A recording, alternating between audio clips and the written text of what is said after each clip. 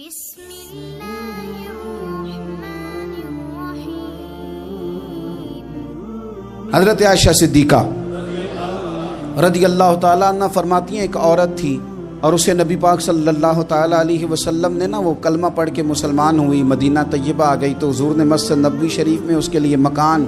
ایک سادہ سا کمرہ ساتھ مسجد کے بنوا دیا، وہیں رہنے لگی۔ اکثر وہ سیدہ طیبہ کے پاس آتی تو حضرت عائشہ صدیقہ رضی اللہ تعالیٰ عنہ فرماتی ہیں وہ بڑی باتیں سناتی اور آخر میں کہتی وہ ہار والا دن بھی بڑا عجیب دن تھا اور میرے رب کی قدرتوں کا دن تھا، وہ بھی بڑا عجیب دن تھا۔ سیدہ عائشہ صدیقہ رضی اللہ تعالیٰ عنہ ایک دن فرمانے لگی کہ تو ہار والے دن کا بڑا ذکر کرتی ہے، وہ کیا دن تھا؟ تو خاتون کہنے لگی اماں جی وہ دن تھا جب میرے رب پر بھروسہ اور مضبوط ہو گیا،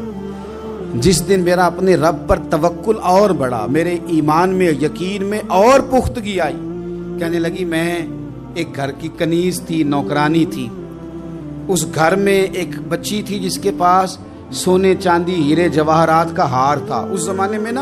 چمڑے کے اوپر لوگ ہیرے جواہرات لگاتے تھے، کئی دفعہ سرخ رنگ کے چمڑے پہ لگائے جاتے تھے، وہ بچی پہنتی تھی تو کہتی ہوں بچی کے اس نے اتار کے رکھا یا اس سے گرا وہ ہار تو چیل اسے اٹھا کے لے گئی گوشت سمجھ کے اور میرے سامنے اٹھا کے لے گئی۔ گھر والوں نے مجھ سے پوچھا، یہ بخاری میں موجود ہے، گھر والوں نے پوچھا مجھ سے کہ وہ ہار کہاں ہے تو میں نے کہا چیل اٹھا کے لے گئی۔ گھر میں کچھ چوری ہو جائے تو سب سے پہلا الزام کس پہ لگتا ہے؟ ملازمین پہ۔ کہتے انہوں نے مجھے بڑا مارا،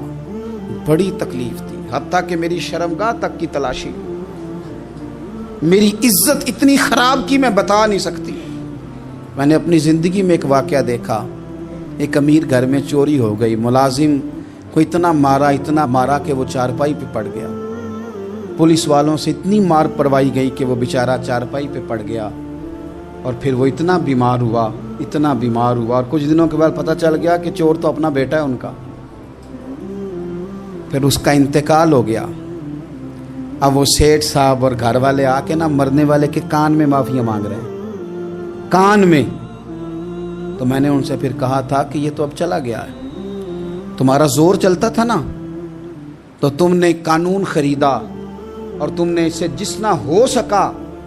تم نے اسے مار پڑوائی،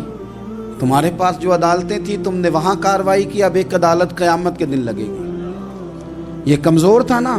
کچھ کر نہیں سکا۔ میرے نبی پاک صلی اللہ علیہ وسلم نے فرمایا سن لو، اگر سینگ والی بکری نے بغیر سینگ والی بکری کو تکلیف دی ہوگی تو قیامت کے دن اسے بھی بدلہ دینا پڑے گا کہ تیرے پاس سینگ تھے اور تو نے اسے مارا تھا۔